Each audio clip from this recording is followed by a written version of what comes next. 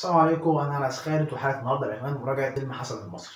مبدئيا الفيلم من اخراج سمير حبشي، من بطوله احمد حاتم، يمان ابو عبيد، وليالى صوفيه، ومراد مقام. فيلم قصته بتدور حول شخصيه حسن اللي بيعاني من الشعور بالذنب بعد ما فقد امه واخته، وبيقبل انه يشتغل سواق وحارس شخصي في اداه مراهقه. نروح لاجابات الفيلم،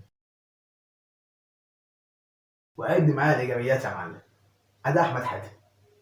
بس خلاص كده، انت منتظر ايه تاني؟ انت متخيل في الفكره اللي هو اداء احمد حاتم، خلاص كده.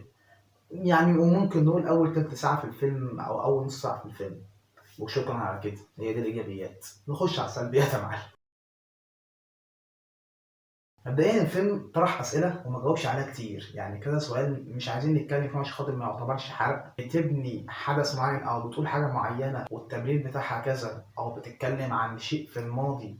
طب ليه؟ طب حصل ليه؟ طب حصل امتى؟ طب مش عارف مين؟ طب مين اللي عمل كل ده؟ ملوش اي اجابه. هو عباره عشان ايه؟ احنا ماشيين في نقطه واقعه مننا، حط دي. طب ايه تفسيرها؟ مين مش مهم. ومن الحاجات اللي كانت منرفزاني جدا في الفيلم النهايه حرفيا.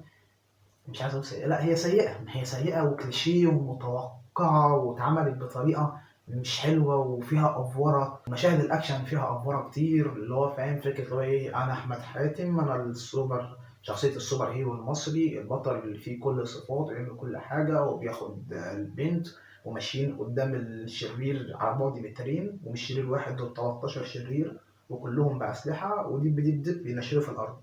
مفيش طلقه، وانا اللي اخش اضربهم كلهم واكسر الدنيا. يا اخي مش عايزين نتكلم، مش عايزين نتكلم. هي مشاهد الاكشن ما اتعملتش حلو، ما اتعملتش حلو وفيها افوره. ومن حاجه اللي لفتت نظري في الفيلم الريتم بتاعه.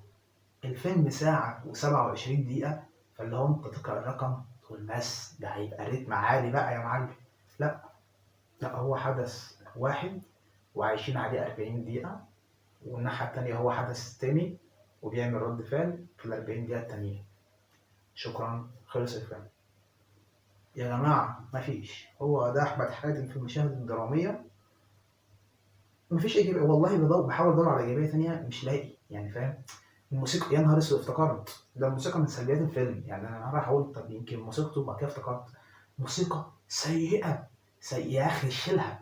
يعني في فعلا أفلام شيل الموسيقى ده هيفرق بشكل إيجابي. أنا هقول لك طلعت قلت من فترة يا جماعة الموسيقى هي في بعض الأحيان بالنسبة لي يمكن 50% من العمل. ممكن عمل يقدم ليفل معين او يقدم مثلا كواليتي معين، نص الكواليتي ده موسيقى. نص الكواليتي ده موسيقى فعلا. بتفرق قوي في اعمال كويسه، الموسيقى بتخليها اعمال عالميه. تمام، فالموسيقى عامل مهم جدا في الفيلم ده. العكس، والله العظيم العكس. يعني انت شيل الموسيقى، الفيلم هيبقى احسن. الفيلم هيبقى احسن فعلا في اي مشاهد بقى. كل المشاهد حطيت فيها موسيقى مش حلوه، مش حلوه خالص.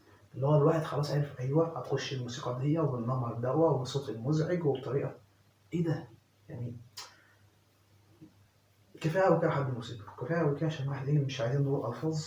بص، هو بالبادي فيلم مش اللي عنده فراغ، فيلم اللي فاضي قوي، وفاضي قوي بزياده. يعني هو واحد مش بتاع، واحد مش مدمن افلام. الناس اللي مدمنه افلام وبتتفرج على افلام اجنبي اوعى تتفرج على الفيلم ده. الناس اللي بتتفرج على افلام عربي بس وفاضي خالص ومش لاقي حاجه اتفرج عليها، عندك فراغ واللي هتموت وتتفرج على فيلم، اي فيلم وخلاص اتفرج على الفيلم ده. اللي هو اتفرج عليه فعلا، اللي هو ايه، انا فاضي. مش يعني فيلم عادي يعني مش رائع، مش مشكله انا فاضي. لو انت بالنسبه لك عادي ومش مشكله انا فاضي، انت النوعيه دي بس تتفرج على الفيلم. غير كده لا، غير كده لا خالص. نروح لتقييم الفيلم. تقييم الفيلم هو 5.5/10. يمكن حاسس ان انا كارم شويه صراحه. وبس كده، لو عجبك حط لايك والاشتراك، وسلام.